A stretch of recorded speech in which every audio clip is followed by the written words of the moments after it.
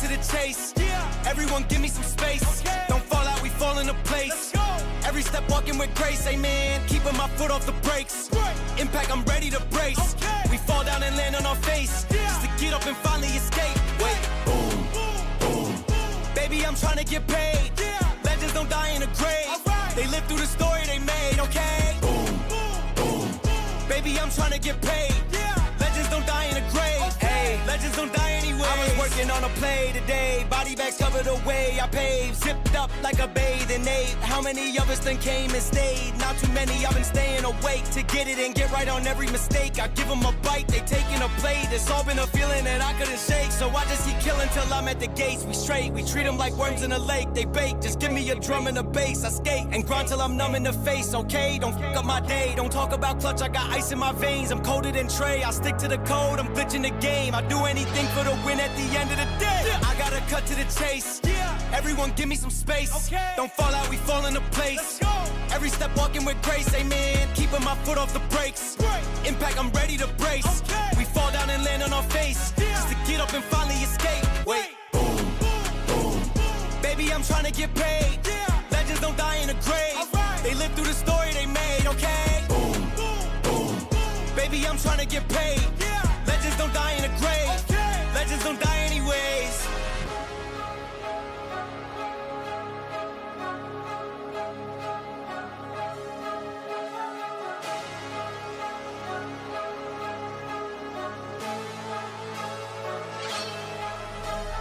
Boom, boom. Baby, I'm trying to get paid. Legends don't die in a grave. They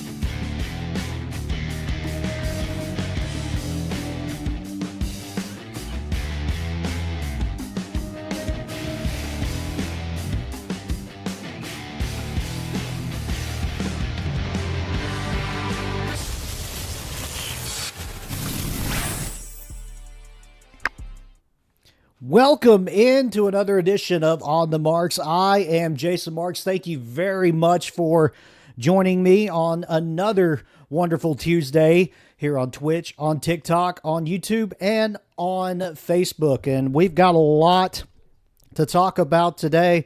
By the way, hi Grishy. How you doing, bud? Long time.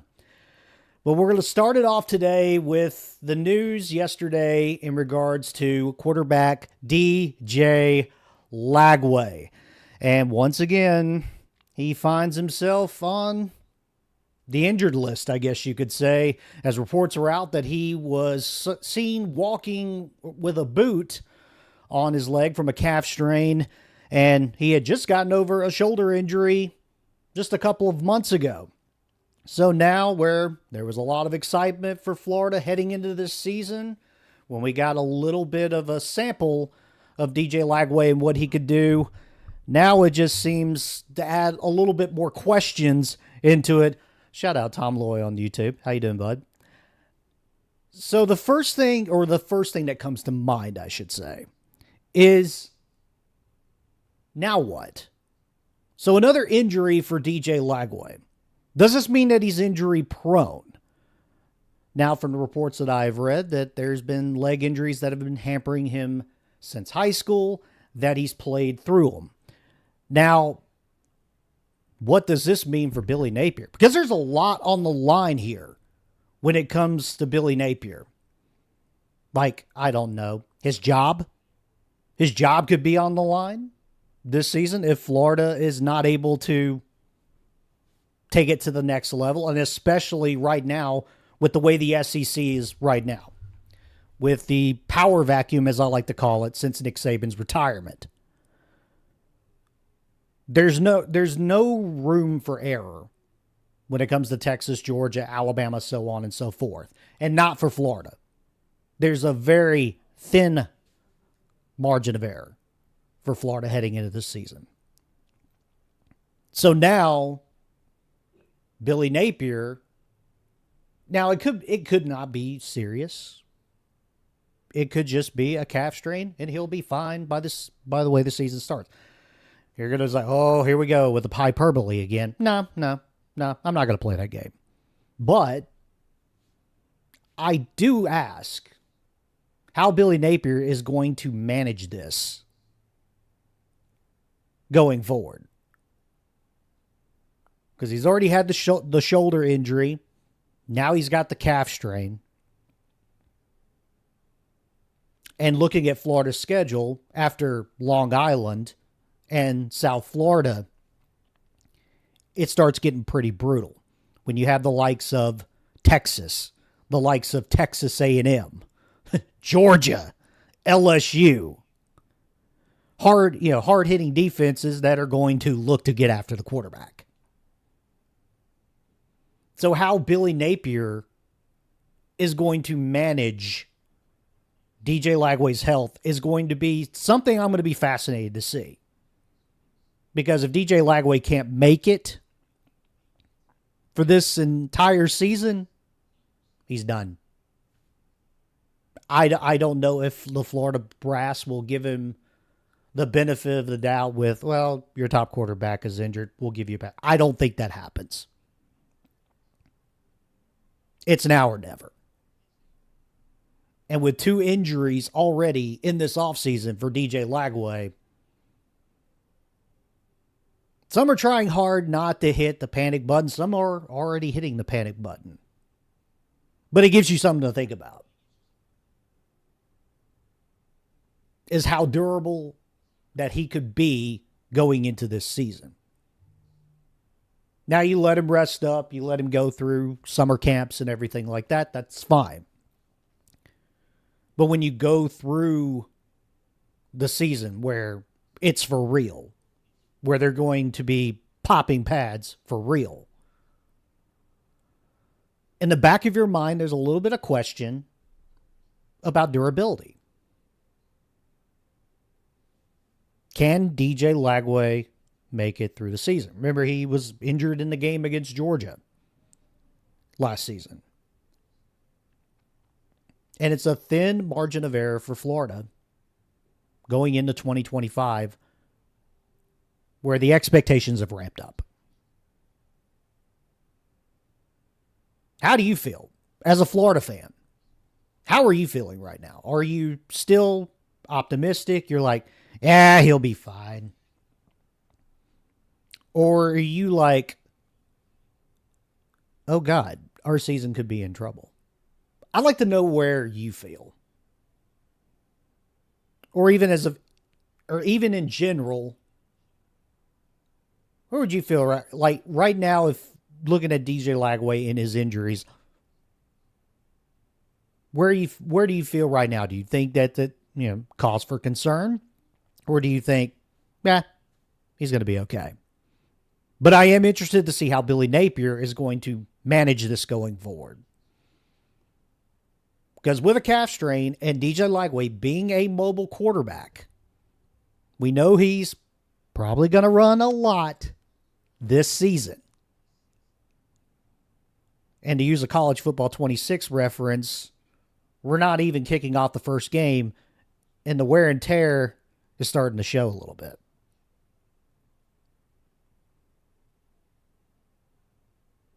And the pressure on Billy Napier, because if he goes down and he cannot finish the entire season, Florida's cooked. They're cooked. Billy Napier's toast. No ifs, ands, or buts about it. I'm sure they have capable quarterbacks, which I think they even got the Florida State transfer Tramel Jones, who was a former 3-4-star recruit that was initially committed to Florida State. but they're not DJ Lagway. They're just not. And if Florida is going to have the season that they want to have, and Billy Napier wants to have the season to keep his job, they've got to have DJ Lagway, and they've got to have him for the full season. And another college football news. The Big Ten really throwing a lot of ideas out lately. Have you noticed that? From their absurd automatic qualifier, which is a non-starter for me.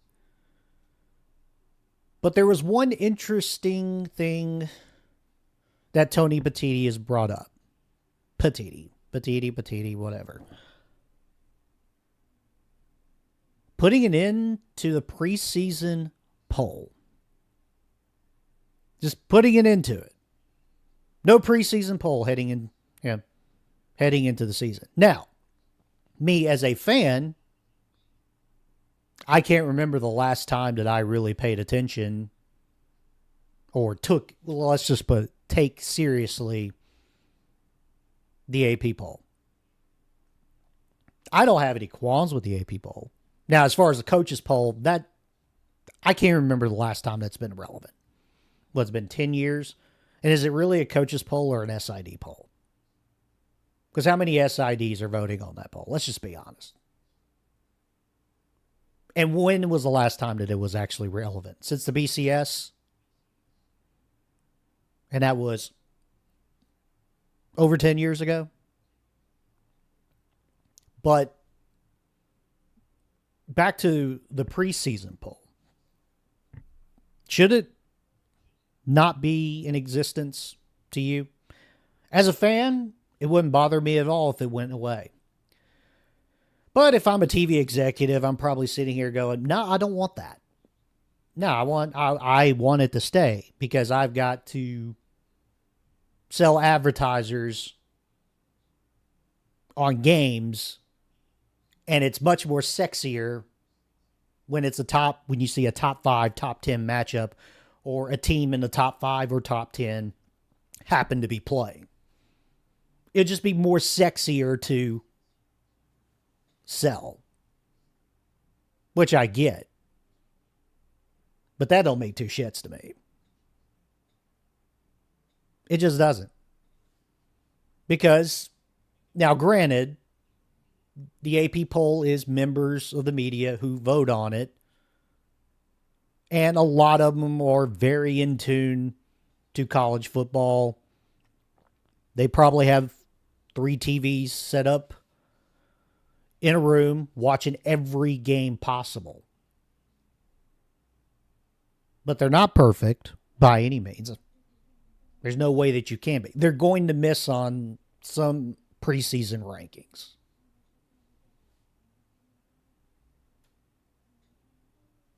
But now, Tony Petitti, is he wanting to get rid of just the preseason poll, or is he just wanting to get rid of the AP poll entirely?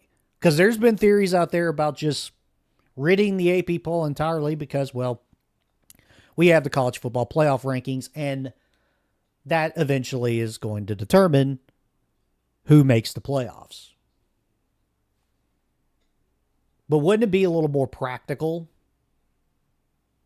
that after week 0, week 1, whatever, that then we start having rankings? So that way we have at least a little sample size, and then we can adjust as we go. Because do we want to run into another Florida State like we did last year? Where they were number 10 in the country and finished 10-2. Which the epitome of their season was the curse of dog shit. And will it haunt them heading into their first game against Alabama?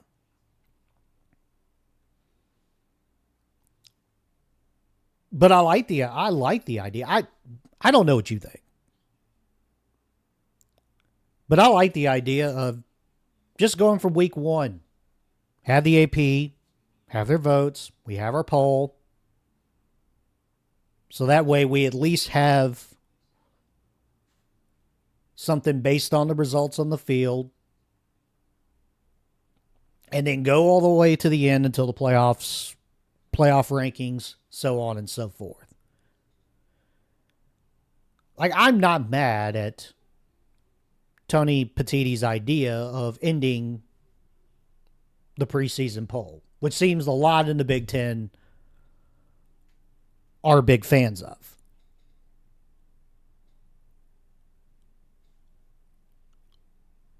But is it realistic? And I don't know if it is. Like, I don't think that the AP poll is going to be going anywhere anytime soon. A man can dream, but we can also live in reality. It's an interesting idea. I think there's things that we can change with it. But the TV executives need something to sell to the advertisers to get more money for the games that they have on their slate. To me, that's the only reason why it probably won't go. Like Tony Petitti's idea may not come to light. But I get his argument because he talks about maybe there's a little bit of, because the conferences have been in this whole pissing contest throughout media days in regards to scheduling and bias and so forth. Even Rhett Lashley's now taking shots at the Big Ten.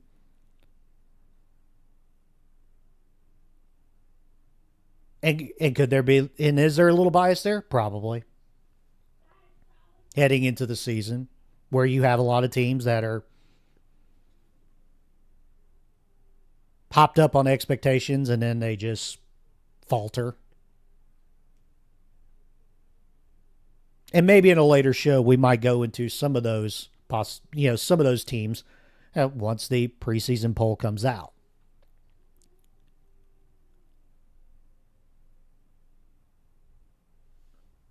But is it practical? Or what could be practical? I've even heard theories of, well, after week 6, then we have a poll. Not mad at it. I like the idea. Again, a man can dream, but I don't think that's realistic. But where do you stand? Do you think that the preseason poll should just go away? I think the coaches poll should just go away entirely. That's one that that's a hill I will die on. The coaches poll just needs to go away. No offense to my friends at USA Today, but that poll needs to go away because nobody cares. The only people that care for the coaches poll is for somebody to make a biased argument in favor of their argument. That's the only purpose it serves. Nothing more, nothing less. The AP I'm fine with. Coaches poll, go away. Go away once and for all. Be gone. It serves no purpose for me. It served no purpose for anyone. It hasn't served a purpose since the BCS, when it was part of the human poll.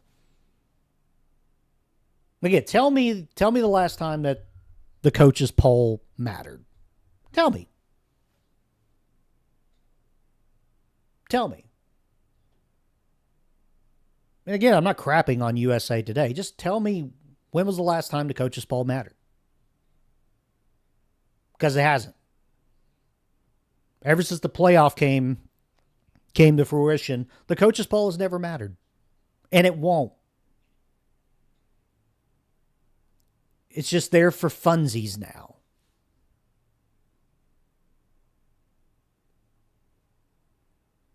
But I will be interested to see where the AP poll, or who they have at number 1, which I'm thinking it's probably going to be Texas.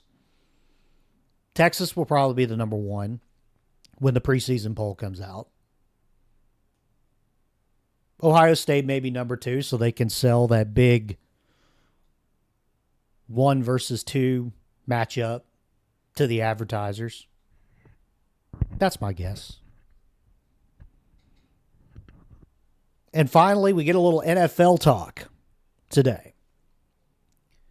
Because it's been reported that Jacksonville Jaguars top draft pick, Travis Hunter, has been playing offense and defense in practice this week. Which, remember, when he was in college at Colorado, everybody was asking, well, which side of the ball is he going to play in the NFL? Because nobody would be crazy to have him play on both sides of the NFL. Then he got drafted by the Jacksonville Jaguars. Let me say that again, the Jacksonville Jaguars. If there is the epitome of chaos, insanity, and absolute pandemonium, the Jacksonville Jaguars are the perfect, picturesque definition of all of those. Because it's a franchise that gets up and then they get really down. And now they have a unique opportunity with a guy who can play both sides of the ball. From the college standpoint, we saw him play both sides of the ball. But in the NFL, it's a different animal. And will it be sustainable? Now, we've seen cornerbacks, safeties who might do punt returns, kick returns in the past, but we're talking about the possibility of playing wide receiver. Devin Hester may have been the closest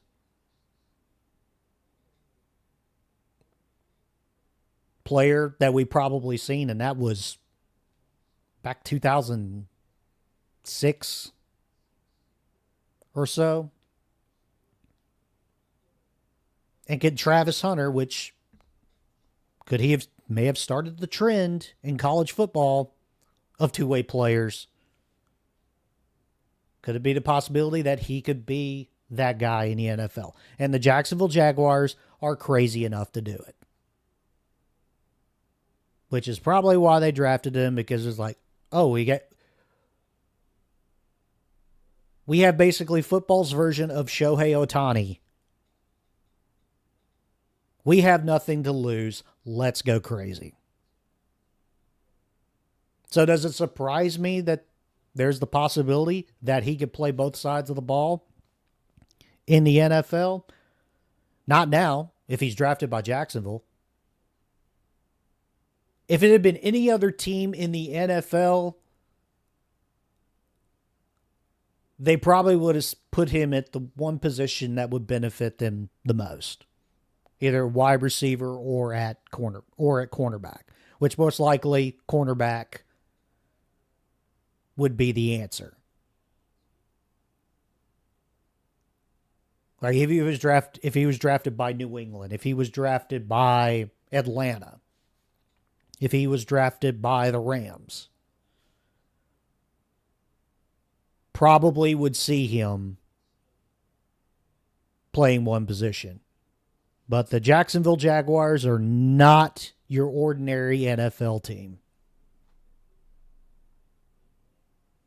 They are a team that is willing to throw anything against the wall and find out what sticks. And drafting Travis Hunter, that's exactly what they're trying to do right now. And they're going to try to get whatever they can out of, which is fine. I'd like to see, especially if they have the athletic capability of them playing both sides of the ball. I'm sure that we've all done it on Madden. I'm sure we've done it on the old college football games, and maybe even the new one, where we put a defensive player on offense just to get a little more speed in the receiver slot. Especially if you're trying to rebuild one of those crappy teams in your dynasty.